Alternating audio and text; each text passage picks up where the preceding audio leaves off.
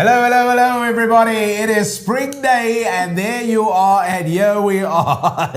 Welcome to Mahala Monday. Fantastic to have you here with us today. And as always, next to me is Rhoda. What a thrill it is to have you, Rhoda. Hello. Hello, Dugald. How are we doing? Yeah, good. We're Very good, very good today. It's spring, people. It's spring, and I'm extremely happy because the flowers is blooming and it's hot today. I saw no flowers, Rhoda. No, Dugald. Please, could you stop looking in front of you? Look around you while you're driving. Yeah. Hope it's been a day because for you, which has just been fantastic, because the first of spring, as we know, it's a day that just comes with new promise, new life, and everything that is always amazing. But more importantly, of course, it is also the day that kind of just sort of tick it off, that Women's Month has come to an end. But as you know, it is always our opinion that that doesn't stop it as well. And it's something that we always got to celebrate and go on, which is, I'm saying all of that because it's getting to where we're going with tonight's conversation. But before we go any further, what we would love you to do is to like this, share the show, of course, but more importantly, do us the big honor and subscribe. Please, if you could do that, that will just be absolutely fantastic. Now, with all of that being said, in August, we celebrated Amazing Woman, and we continue this, and it's purely just how the dates worked out, okay? Because there was another Monday, we had to do another show, and we have a phenomenal woman with us this evening, so we're very excited, of course, to do the show. I'm excited, I know you are. I am extremely excited because you know what? This woman is phenomenal. She's done so much, and what an amazing person. So I'm extremely excited having our guest in the show today. Yeah. And I'm getting a side eye here. No side eyes. No side eyes. No side eyes. But what you got to do is, of course, if you got a question or a comment, then definitely pop those along to us. Now, of course, as Rhoda said, yes, a phenomenal woman, a brilliant guest that we have for you this evening. And tonight our topic is going to center around youth development, which is so important because taking us forward as a country, taking us forward as a society and community, this is something that we should all understand. Why is it important? What are the benefits? And we can all assume those answers. But we're going to get some insights from somebody that really works within this sphere. And more importantly, with the sector, how difficult is it? Are we solving the problems? Because this is what Mahala Monday is all about. It's bringing you those positive stories to especially people who are behind the scenes, who make these differences for our community. So somebody who's definitely trailed a blaze. Do you say that? Or blaze the trail? I'm not sure even which way you say it. But yes, somebody who's done that, of course, especially when it comes with youth development and working within the sector, and of course advancing people's lives and trying to create sustainable opportunities in multiple facets and really making a meaningful social impact. And needless to say, somebody who is fresh back from just receiving an award about 48 hours ago. Ladies and gentlemen, without further ado, Nicole Buckley is on Mahala Monday. Hey! Yes. Hello. Firstly, welcome to Mahala Monday. And thank you for agreeing to speak to us. And people, I'll be honest, I don't think you realize how long we took to get Nicole here. Yes. It wasn't an easy task, but we got her. We got her. we got you because there's so much we want to talk about. Firstly, how are you? I'm well. And I think I'm still coming down from the high of the award. It hasn't quite settled in all the way yet. But thank you for having me on the show. I really appreciate it. Always glad to be part of the movement. Yeah. And I like it though. I like the way you say it, like it's a movement. Because this is what it's about. It's about creating opportunities, making things better for everybody. And we're really going to delve into that. But to people who don't know, who is Nicole? Nicole. I'm not even sure I know sometimes. But to be honest, I think I've spent 13 years in the space of civil society, social impact, social enterprises, and my purpose has always been the same. It's always been about advancing the lives of young people. It's always been about change. And I think regardless of where I am at any stage of my life now, I'm always focused on what change can I make in society? What difference can I make in someone's life? And that's what inspires me. That's what pushes me, and that's what I wake up to every single day. Wow, wow, Yeah. wow. That is Yeah. brilliant. Were you always like that? I mean, like as a young person, were you always like geared to like advancing people, sharing ahead, like giving advice or whatever it was, when you were a teenager or any young? I think when I was young, I didn't have many opportunities. I never had someone to guide me, offer me opportunities, and say to me, Nicole, you know what, you should apply for this, you should do that. It was always, you know, if you did well, and then you can apply for a bursary, and you would have like, you know, a guidance counselor say to you, you know what, you need to study hard so that you can become, but at that age, you're never sure of what you really want to do with your life. Yeah. You know, we so many times focus on, oh, our parents say we need to become lawyers and doctors and accountants and whatever. And so we tend to study in that stream and find careers. And sometimes it may not be for you as an individual, you know. Sometimes you need to find your own path. And I feel like I found my own path in helping people. So yes, I think I knew from a young age helping people is top priority for me. It was always going to be a focus on people and how best to assist them and get them across the line. So I think, yeah, I would say yes. Oh, okay. You wanted to? I'm listening to you, and that passion really, really just shines for me. So my big question is, obviously it had to come from somewhere. Where did that passion come from? What makes you get up in the morning, like you say, and actually have that passion to say, you know what, today I'm changing the world? Yeah, I don't think that came easy for me at all. I think, you know, I finished matric. My family, we never had money for me to study further. I wanted to do something that wasn't, like I said, the law or the you know, medical doctor thing, but I also knew that I wanted to do a field and be in a field that does help people, which is why I studied psychology. It's why I studied gender, and it was about helping the fellow man, so to speak. And I realized that there weren't bursaries for that. There was no bursaries. You couldn't apply for bursaries because there was none available. It was all for the specialized skill. It was all for the specialized people that were studying, you know, that pure science or whatever it was. Not so much for those that studied things like psychology and women and gender and linguistics and those kind of things. And so I decided, you know, I'm going to work 3 jobs and put myself through university, which is what I did. I did, you know, just to, you know, give myself that, because I felt like I owed myself the degree, literally. And no one was going to do it for me, so I did it for myself. And then, you know, later on, much later, I think I'd graduated already, and I got a job at Africa Tikkun in fundraising. And, you know, I'd built my career in this organization, you know.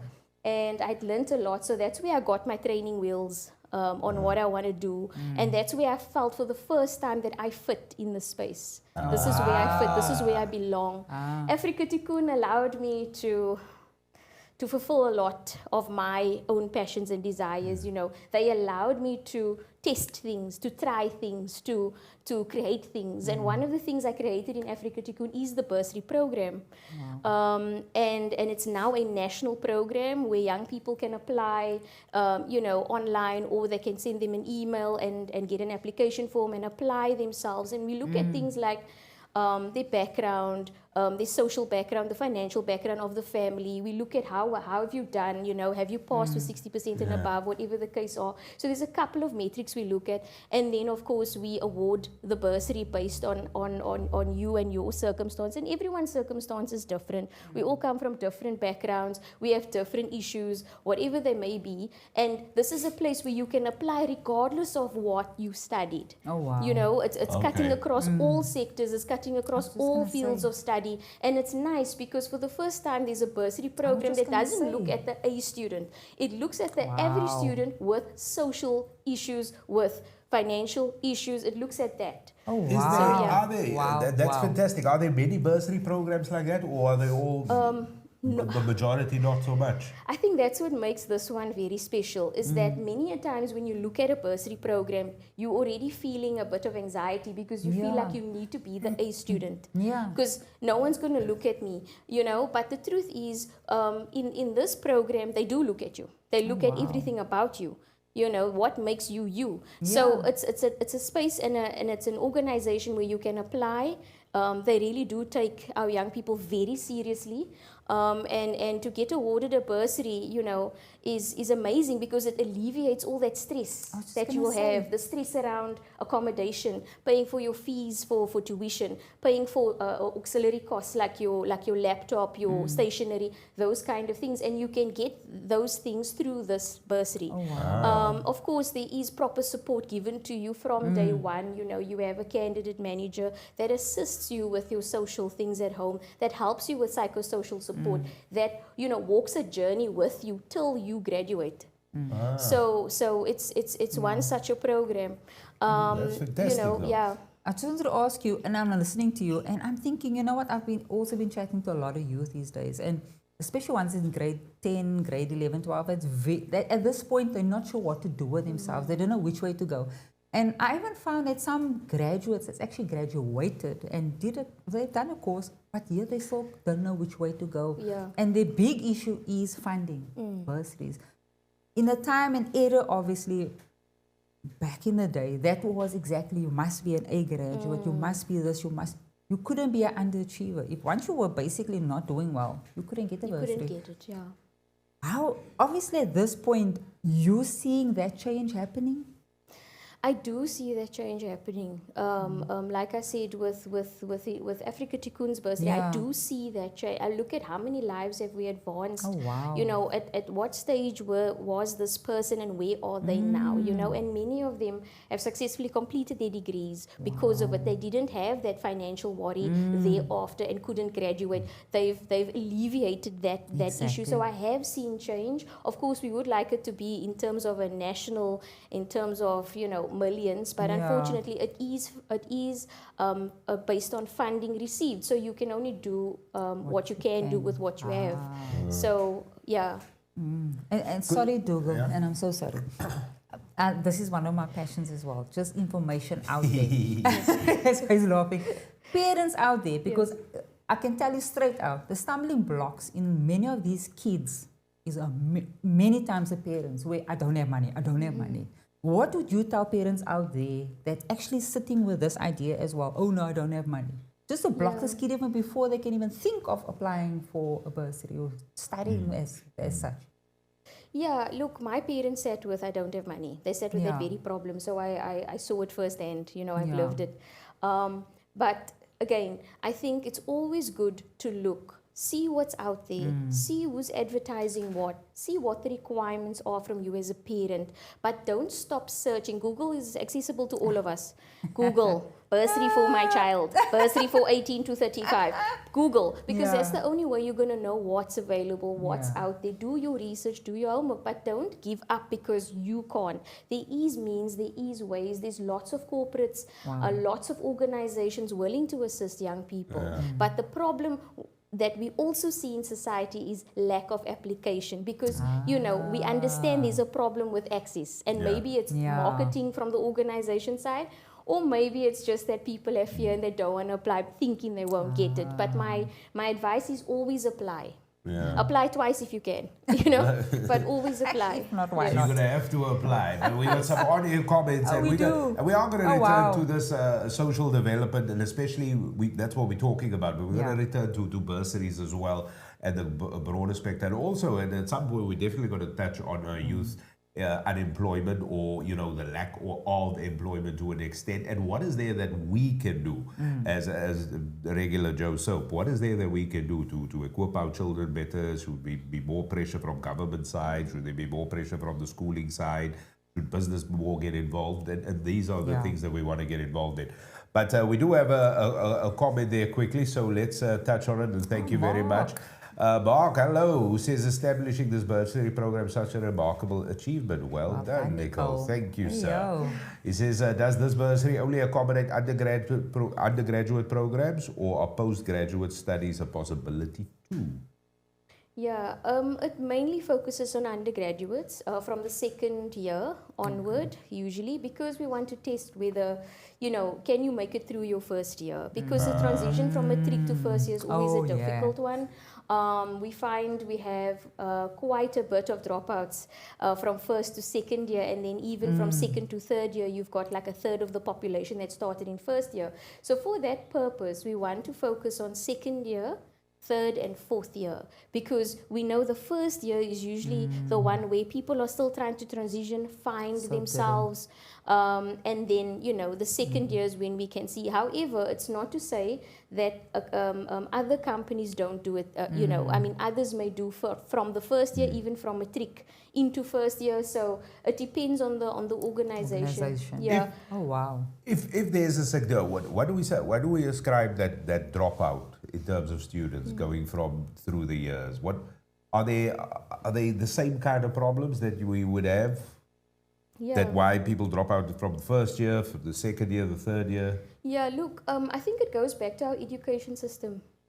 It's really systemic. If you think about it, like matric is at a certain level, right? However, matric, and you know, with the curriculum being changed, you know, it's accommodated more people, right? However, when you go to university, that level of education hasn't dropped to marry to where matric is at.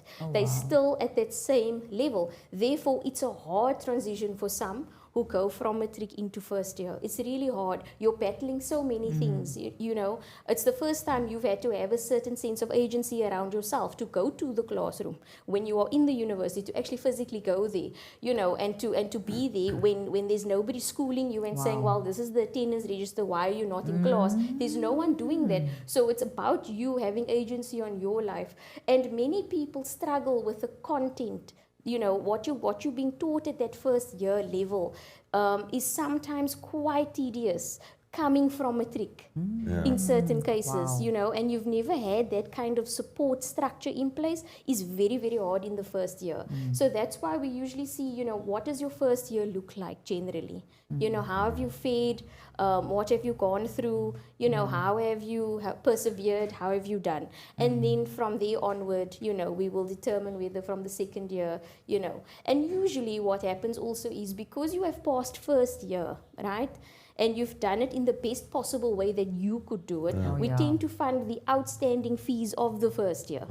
In some cases, because we saw that even though, you know, you didn't, for example, whatever happened in your transitioning, you've done what is considered fairly okay based on the social circumstances of your family, based on your social circumstances. You've persevered, you've strived, you've tried. You know what I mean? And so we would tend to then fund the end of year, first year, so that you can go to your second year and there on out. So so there is that opportunity for young people. Okay. And there are bursary programs out there. They all over the place. You just gotta go out there and look. That is what you gotta do. They are, and I've got a feeling we're gonna venture back on that. So, but originally we were talking about your journey and how you've come this way. Hubert is also saying hello, said Hubert. Hubert said much love to Mahala Monday team for always keeping the vibe alive. Happy spring day, guys. And to you, sir. And to you. And he says, do you see your work scaling up through partnerships and collaboration?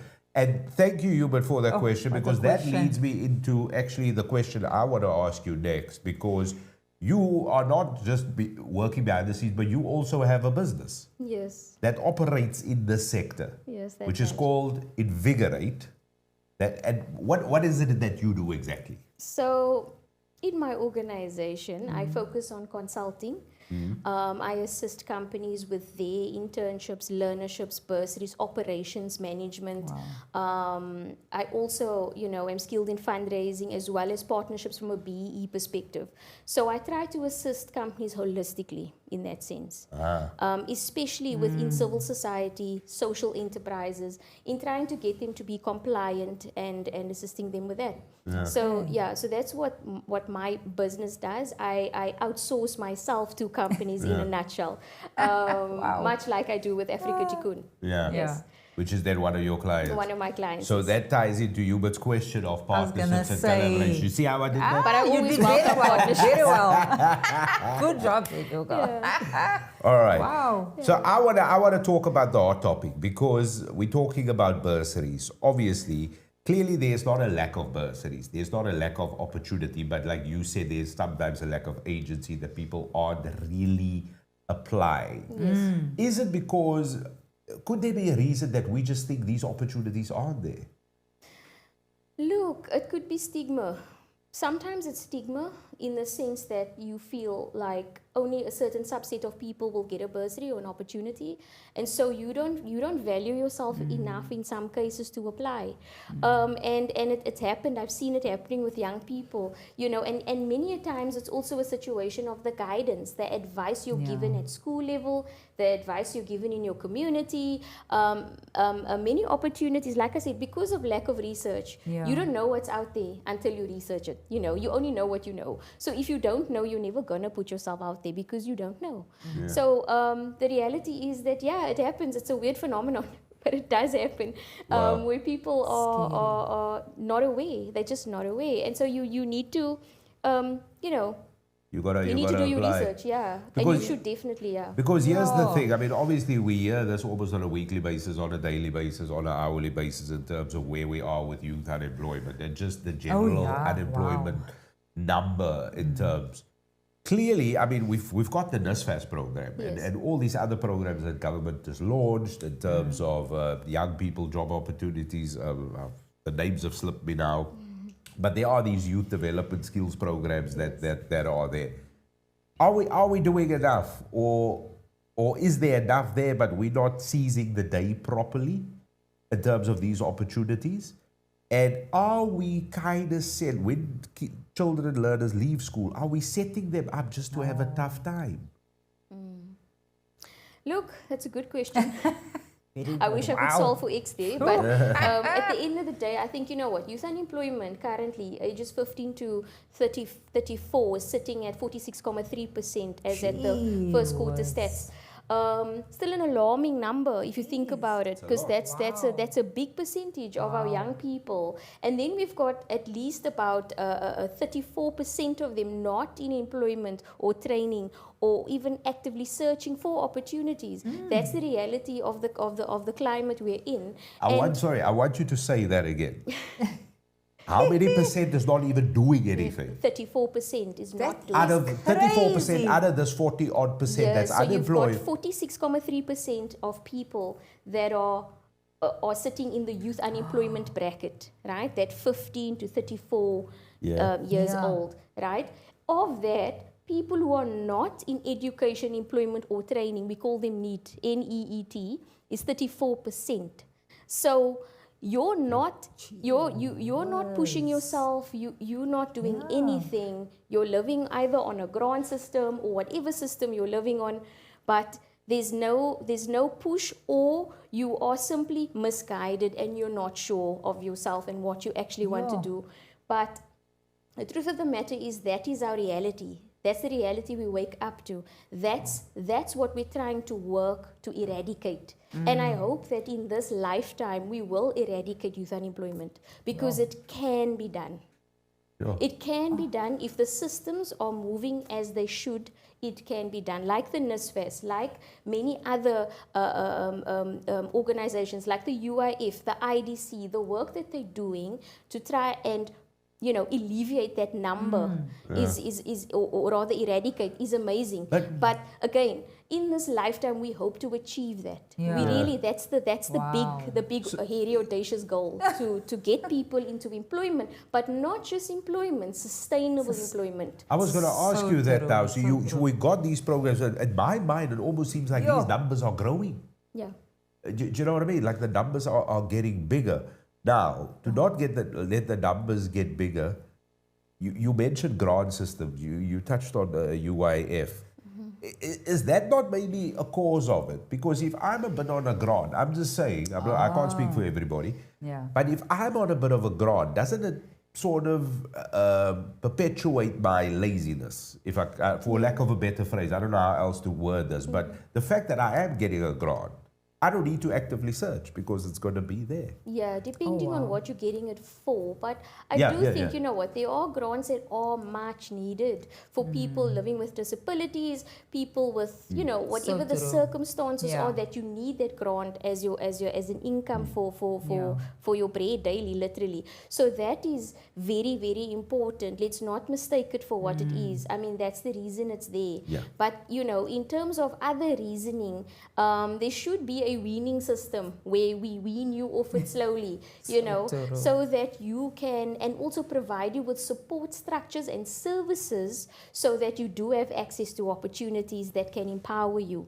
Because some of the time it's because you lack empowerment. It's because you like I say, you've not been guided, you've not been supported, you've just been left, and you yourself are not sure, you don't know what's out there for you. So, you know, this is easier, and therefore I'm going to lean on it because it's available, it's right there, you know. And they like I said, if government structures work well together as they intended to, we wouldn't have the issues we're currently facing. You know what I mean? Because again, it's a movement, right? So if more organizations with corporates get together and actually, you know, not make CSI or corporate social investment feel like a tick box for BEE purposes, but it actually has tangible results. There's actual impact, actual lives are being changed, and there's proper monitoring and evaluation happening, and to learn from, you know, where are we now, where are we going, how and what impact are we making in somebody's life, whoever that person is. And for that person then, once they have made a success of their career, to pay it forward to the next person, because that's the only way you're going to have that ripple effect. And that is it. Wow. I mean, are you going to run for government at I some was just point, or going to say office, now, or because I'm voting for you. Shall we put it in there? I We'll think just small put it baby in there. steps. Small baby steps. But You know, yeah. you said a lot there. So let me just go back.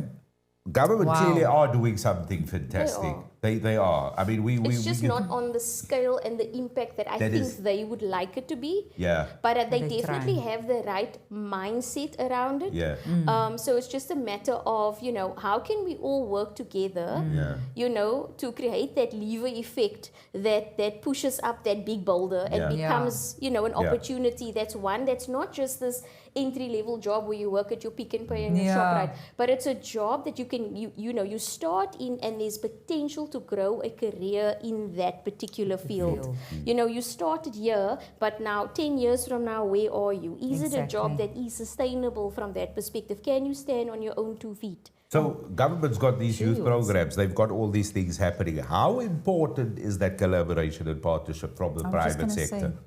How important is it? Do we have many of these big corporates that are just sitting arms folded, like you said earlier, CSI or SED, whatever you want to call it, that's just ticking a box for BEE purposes. Should companies be doing more, or are we depending too much on private sector to come to the party? Yeah, the truth is, I think that's a good point. Look, first of all, if you read the trialogue, right, there are lots of companies making proper, sustainable social impact in people's lives. They're doing good, and it's not just about the marketing side of things, but there's still that unfortunate reality of the company who woke up last minute and said, my BEE is, you know, I haven't done anything, I need to comply, my status is X and I want to become Y, and it's the 28th of February and it's my financial year end. Can, you know, whatever the case is, so that I can, you know, meet my requirements and compliance. And the reality is, if that mind or that shift can happen, right, where they're investing in real change, investing in organizations that are doing the necessary, because there's a lot of organizations. I think we have hundreds and thousands of non-profits registered with the Department of Social Development as we sit here. Many, and if not all, are doing amazing work. But again, if they're not supported properly, then to what end? Do you know what I mean? Again, you want to have impact that is seen, that is felt by the people, not by the company's brand and marketing team, but by the actual person who's receiving the support. If you follow what I'm saying. And how do we go about it? Look, like I said, if in the my dream is if in this lifetime we can eradicate youth unemployment and do the necessary change, and even not even youth unemployment, from your ECD level, actually, you know, all the way through, from early childhood development into young adulthood and into the world of work, if that circle can be, how can I say, fulfilled through support by corporates, support by trust, support by international organizations and government. Imagine the shift, the movement that can happen. Yeah. You know, so it's so much bigger than than you can imagine. And even the little bits that everyone is doing in the organizations we work with, the thousands, hundreds of thousands, that work that they're doing is so important. Yeah. You know, because if everyone is doing 5, 10, 50, 100 lives, just imagine. Yes. Do you know what I mean? It's all for the Wow, greater wow. good. It's all for the greater purpose. So true. Yeah. Let's check in with what Mark is saying. He says if there's a particular focus on public institution or a private institution also considered when one would apply for the bursary. Which is going back to the bursary things there. Is there a particular focus on public institutions? Let me think. Yeah, I would say so. I think we should. I think, again, go back to research. Find organizations, public organizations, private organizations that do fund, and apply yourself. Why not? You know? So true. Yeah. And Hubert has, thanks Mark for that. Hubert has also got a question. This is put it back for you. It says youth empowerment shouldn't only be about creating jobs. It's about opening doors, like what you were saying about sustainable opportunity, building confidence, shaping future where young people can thrive. This fest has become a failed lifeline for so many. Alfonso. Yeah, let's take another one. Alfonso Stoffels, thank you. He says, this 34%, what would the root cause be? Don't you think family and community plays a huge role? I find there are more opportunities these days compared to 30 years ago. So true. I agree. So many questions there. Let's go bitchy. Bite size here at a time. Bite size at a time. Okay, Baby we've steps. answered Mark. Baby steps. We've answered Mark. Let's go to Hubert's one. NSFAS has done some good. They have, but it needs to be better supported. NSFAS has gone through its own fair share of issues, let's be honest. You know, it's a brilliant organization in terms of what it can do for the young person. But again, it has had its hang-ups. Many young people that I know of are afraid to apply to NSFAS because they're not quite sure how it will end up. You know, will I get my funding? Won't I? If I, you know... How will it be? Do I pay back? Is it a bursary? So there was still that confusion around, is it a bursary? Do I pay it back? So there's a lot going on in the NSFAS space. I don't want to talk about NSFAS because I'm they're not one of my partners that I can talk about. But nonetheless, NSFAS has done amazing work. Again, if it's structured in a way that's, you know, supportive and is done well, it would be successful ideally. So that's good. Now, the 34%, because as you explained, the 34%, which is a percentage of the unemployed and non-searching, non-studying quintile, if I can put it that way. There are more opportunities. Look, you know, every day I see lots of opportunities. I go on LinkedIn, I go on, you know, on Facebook, whatever. You always see these learnerships, internships being advertised. And many a times I have clients calling me saying, look, can you recruit for X or Y? Because we hadn't had that many applicants apply, sadly. So give me a scenario. So there would be an internship program that a company would love to, is wanting to run by deadline, say 1st of September. We get to the second week of August and like the applicants are 10%. And they have maybe space for 50 people. And they have space for 50, exactly. Okay. And then only like, you know, we've got like all of 5 people or something. You know, then they would obviously ask a company like mine to assist them in finding the necessary candidates to fulfill their need of wanting to help or wanting to support or wanting to grow a person's skill set.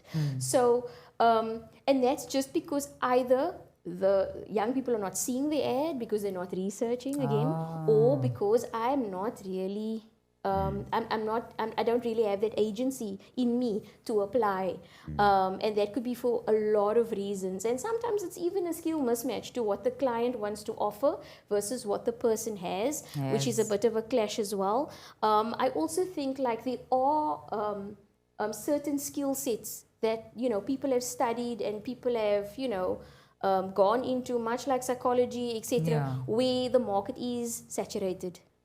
So now what happens in that case? You see, so now you've got a client wanting financial managers. Here's an internship for people who've studied financial management, but they aren't, you know, they aren't applicants for that opportunity because maybe, you know, whatever the reasoning is, it's quite an in-depth thing for us to go through all of the reasons why or why not people didn't apply. And it can be social, it can be psychosocial, it can be family circumstances where they can't go into an internship now because I first need to look after my family. And so I'm rather going to go work at Pick and Pay even though I got a degree in finance. You know, whatever the case is, that the person cannot fulfill this commitment for 12 months or whatever it is.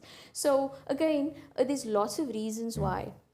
Sure. I was just gonna, I'm listening to you now. So for the graduate out there, and I'm actually getting a bit angry because of the fact that if there is an opportunity, the silver platter is there. Yes. As far as I'm concerned, you've done finance, there's an opportunity to go and work in finance at a company and you decide to go work at Pick and Pay. Just because you don't want to maybe just uplift and for that time period, which is obviously internship, which is not forever, but they could take you on. The possibility is there that you will be employed permanently just because you don't want to go to Johannesburg, say you're living in Cape Town, or, you know. And I'm thinking, what would you tell those students out there? Because of the fact that they know they want to be at home now and rather go work at Pick and Pay, not uproot yourself for the next year. To actually uplift, you studied that. Why would you actually just drop the ball like that? What? For me, it's like you've obviously worked in this, and you yourself probably question so many other students. Why? It's sad. I know exactly what you're saying. Makes a person mad. It's another weird, strange phenomenon. I embarked on my honors this year for that very reason, because I want to understand why is it when we give people opportunity, we train them, we're now at contract stage, right? We're giving you a contract where you're going to earn income for 12 months. And then you turn around and you run to the next opportunity that pays you 100 and more, or you turn around and you drop out. Because for whatever reasons why, and I get there are many reasons why, but the person doesn't fulfill and they become a dropout to us because, you know, we had so much time invested in you, we trained you, now we're at placement stage, now you're not there, and it's sad to see, because you know, you even go back and want to understand from that candidate, why did you leave? You know, is there anything we can help you with? Psychosocial support? What do you need? Do you need to sit with a social worker? Would you like, what can we do for you to keep you on the program? And it's a hard thing. It's really a hard thing because, you know, for no reason whatsoever, somebody will drop out mid-sentence. And you're like, but why have you left? Oh, no, I got paid 50 Rand more at X place or whatever. And for some reason, the economy's become that, you know, people don't stay. You know, there's no resilience, no grit. It's bye-bye, next one. You know what I'm saying? And I mean, I've run many a learnership, and there was... A couple of years ago, there was this phenomenon, we would call them learner entrepreneurs. So you would have a person Monday in a learnership from X company, Tuesday they go to a learnership of Y company, then Wednesday they with Z company, and they would be on 4 different learnerships at the same time. And in the end, they would be earning 30,000 rands a month because we had jumped so many times. We're doing it at the same time, whatever the case is. So it's such a strange thing, and you'd rather then become a learner for the rest of your life or up till, you know, 35 versus let me go and actually get a career. Company X wants to absorb you into their business. No, thank you. I'm rather going to go and do my next learnership because that makes more financial sense in the moment. In the moment. So there's a lot of things, but I mean, at the end of the day, we still strive to get people into jobs. We strive to get people into training opportunities so they can have that baseline and grow from there. We still, regardless of what we face, regardless of what we see, we're still adamant about reaching that big area audacious goal of No, eradicating we youth haven't. unemployment. Oh Because, my word. you know, these are our young people. Yeah, These are our young it's our people. future. And, oh wow. and ultimately, it is about the more skills we have, the more skills we have. And it's not like there's a lack of talent. No, You know what I mean? It's not like there's a lack of definitely talent, but it does come Yeah. across sometimes that there is a bit of a lack of a desire. And the desire comes from two parts. There's the self-desire that you bring for yourself, but also a lot is by socialization. Oh, yeah. Parents, Oh, schools, and now we're just talking primary and Gee secondary. whiz. Do we, as parents, do we do enough? Do we create enough resilience, the grit to children? Or should we speak more openly to our children to say to them, listen, man, by the time you matriculate, by the time you've graduated, there's going to be 50 of you, there's 2 jobs. If your marks look like this or this is your work ethic, you got no chance. Do we have to really go to scare tactics now? I wouldn't call them scare tactics because I don't think we must look at this from a negative positioning, but rather a positive reinforcement. You know, this is the reality. You got to paint the picture of the reality, and this is how we're going to do it. This is the guidance as a parent I can give you to guide you so that you know the realities out there, because there's no point in snowflaking our children and you keeping them in that little bubble and they have no idea what the world around them looks like. Right? That is the reality you've painted. There are 2 jobs. 2 jobs. What are you going to do? How are you going to push yourself? You've got to empower young people from very, very young to understand the climate, understand the country, understand the economy and how that affects you. Because many a times young people think we talk about the economy, we talk about the circumstances about our rand versus the dollar, etc. But at the end of the day, what does that mean for me? Because that all sound like high English terms. We talk about all sorts of things that's happening in the news and things, but no, but because it's not affecting me right now, I don't understand. Therefore, I'm just going to put it one side and focus on this bubble that I'm in. But the reality is if they know, you know, you already positively reinforcing a growth mindset from a fixed mindset. You want them to have a growth mindset so they are aware of the circumstances, aware of the challenges, aware of the positives that happens in our society. That's the most important thing you can do for your young person, for your child. Well, I'm telling you now, this is... So when are you going to run for office, you say? I think we need to get Nicole back again. Yeah. Because it does show. We didn't cover all of our questions here, Dugald. We didn't even get here. I'm at question 1. Exactly. But we got to bring this up. We got to bring this up because obviously the sector that you're in and obviously the clients that you service and the work that you've done speak for itself because the Fabulous Woman Awards just took place. Yeah. So I'm jumping now quite a bit here. Hubert's got a comment Before we there. go, let's quickly do this from Hubert. Hubert says success isn't about what you get, it's about what you give. Pay it forward and watch our youth, women and communities rise. Well done, Nicole. That's very well. That's brilliant. He says not everybody's path is the same. Let's expect those grinding at PFB. You can pay while some graduates goes the hustle degrees, don't pay the bills, work the hard work does. Absolutely. And that is it. Hubert's got a lot to say. Overprotective or indulgent parent has created a generation of lazy, entitled youth. It's time to teach responsibility, work ethic, and the value of earning your own way. Wow, Hubert. Yeah, that is all of it. Alfonso says this lack of resilience and lack of consistency is a reflection of leadership in a society or community of immediate gratification. The lack of grit is a leadership issue. He was. Because I get what he says with that as well, and I want to work it backwards with Hubert. And thank you, Alfonso. Thank you, Hubert. Because I guess what he's saying. Because my leadership is that there's a lack of examples. We don't see our parents doing it. We don't see people fight like, no, let's work through the problem. This is the problem. We break it down. You know, we all and youth unemployment is a big problem because. If we have so many people unemployed, it leads to many other things. But so also collectively, we move forward, but we move forward very, very, very slowly, not at the pace we want. We want. So we need leadership. We're not talking about government leader. We're just talking about individual leadership. Individual leadership. Like just having your own agency, just making a hard decision for yourself. Exactly. Yeah, it goes back to your snowflaking theory you just had a moment ago, right? So true. But I wanna touch back on this because obviously the work you've done and all the impact you've had over the past while working. The Fabulous Women Awards. What are these? What are these? I actually want to touch back on Hubert's comment. Oh, yeah, sorry. Let's go back to you, because those comments were great. Yeah, sorry. It was. I think, I don't think I must be misunderstood around the Pick and Pay Shoprite thing.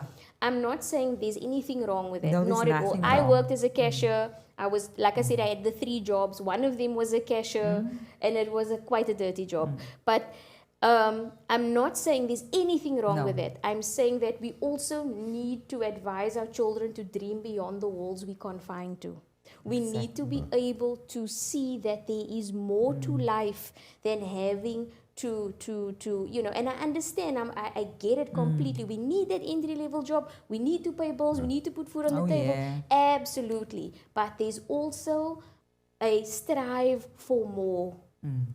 Don't accept second best. Strive for more. Be the best that you can be. Regardless of your circumstances. Be the best that you can be in every circumstance. And that's the most important thing. Yeah. And when you do that, the opportunities will come. Money, the rewards, all of these things. These things will follow. I always believe that it's down to effort. It is. You know what I mean? Might not come today. No. But no effort is ever wasted. Never. Oprah believes in 10,000 hours. If you do 10,000 hours, you'll be the specialist in that particular thing. And I believe in that too. I think it's what you give of yourself, how you push yourself every day. You know, I find myself sometimes working 13 hours a day because, you know, sometimes I forget there's an on-off switch. You have a family, you know, you're pushing yourself because in your mind, I need to be the best because if I'm the best, I can show up as the best for someone else. So I'm really focused on empowerment and empowerment of women, young women, and even men. I think it's so important. Sometimes we forget the men when we talk about empowerment, but it's around both.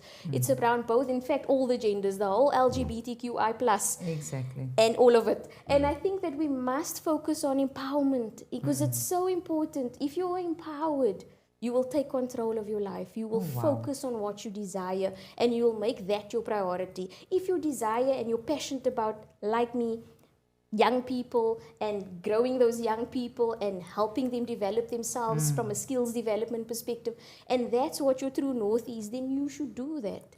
Regardless of how much my paycheck is the end of the month. I don't think in terms of how much money I earned, but how much lives have I advanced? How much lives have I added value to?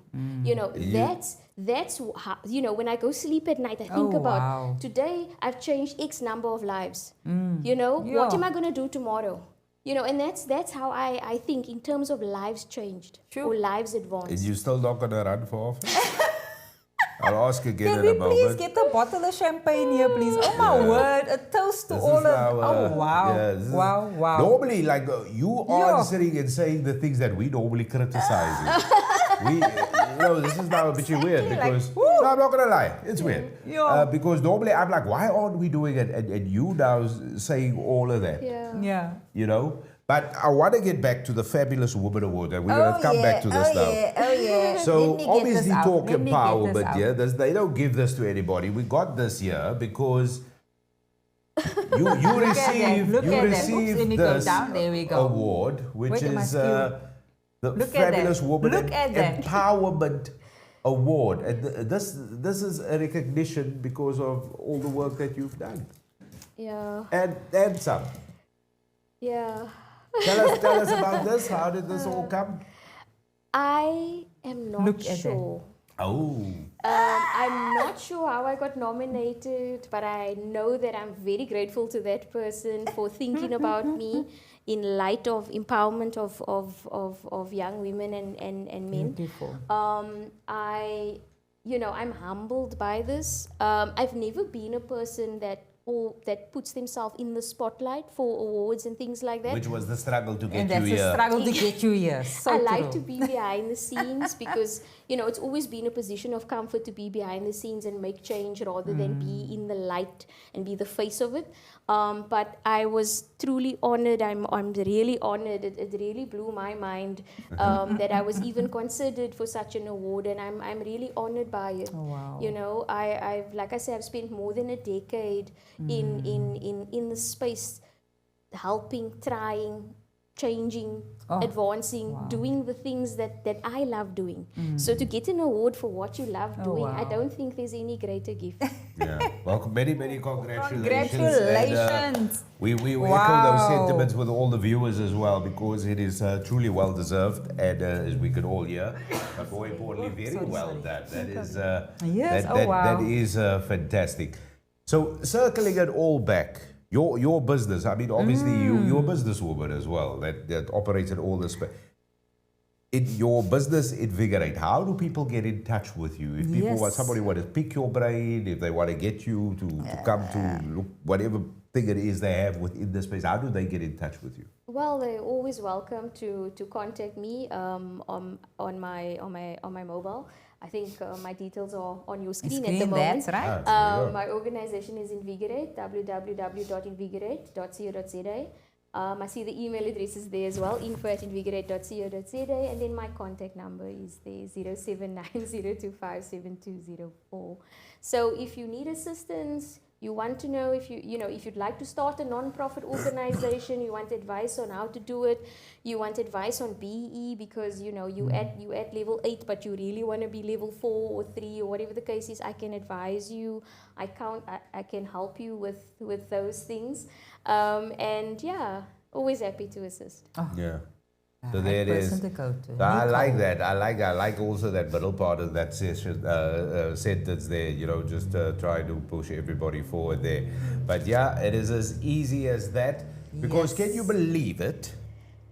We've almost just about spoke for an hour. Oh, wow. It doesn't feel. I haven't even asked the question. No. Okay. Can I now start the show? I think it's too late Please now, ask Dugald. the Guys, show. we didn't even get down to Please all these ask. questions. Oh, wow. Yeah. Nicole, we need to get you back. You're gonna have to come back. The rest of the questions. Yeah, Yes. and I want to ask question again. number So 2. you don't want to run for office, No, thank you. President Nicole. That President sounds- yeah. Nicole. I love that. I'm I love okay. our first lady I'm very to be comfortable president. behind I mean, I'm just thinking now, if one of the premiers, well, the premier likes to watch this from time to time, maybe a Yes. minister or two watches this. I'm just thinking now, you all saw a phone number there. I'm just putting it out there, I didn't say anything. well done, I'm just Nicole. saying. Oh, I'm just wow. saying, from a distance. You know what I mean?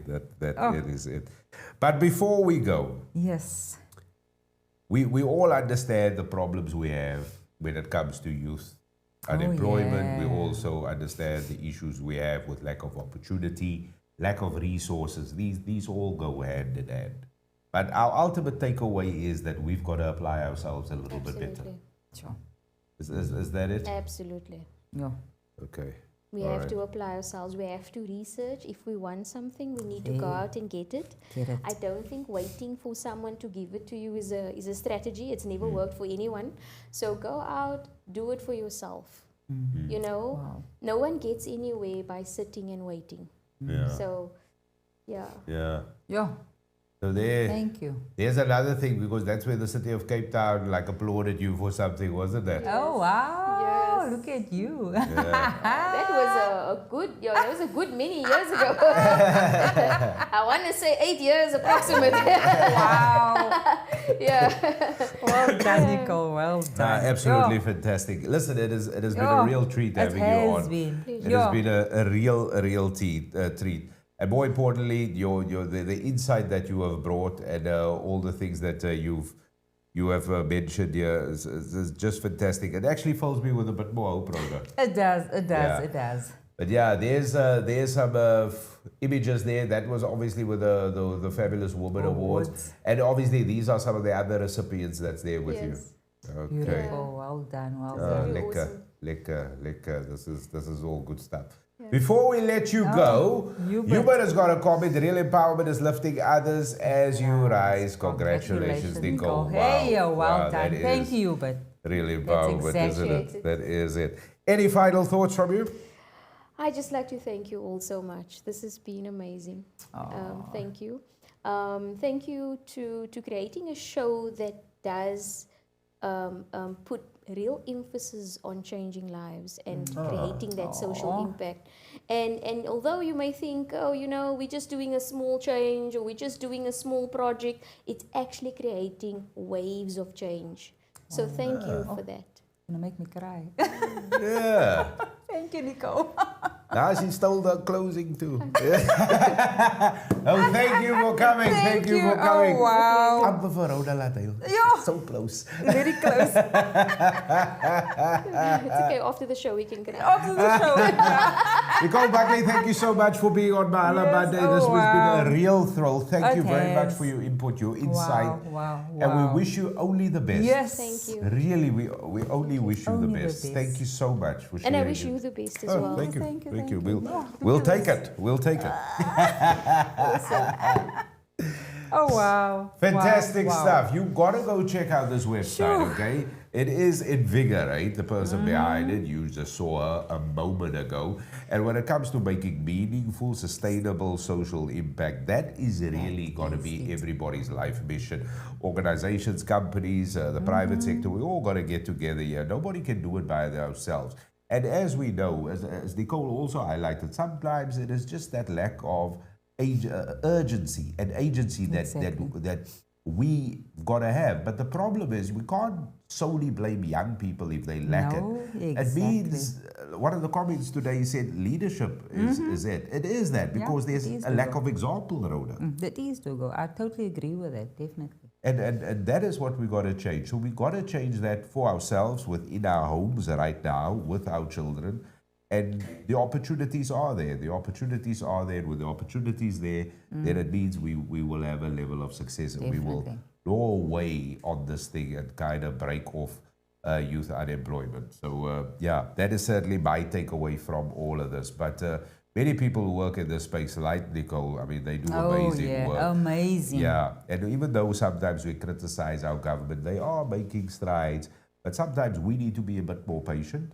But also, to make the strides we want, we got to be part of the movement. That was the word that I'm taking out of this tonight. The movement. Yes, that's what Nicole does. Yes. The movement. So we're going to move along. Is that yes, it, Rhoda? that's it, Dugald. Everybody have a fabulous week. And yeah, can't say home because it is home and enjoy spring. No, Woo. fantastic. What a way to start off What spring. a way to start. A way to I can start. even say I feel a bit invigorated.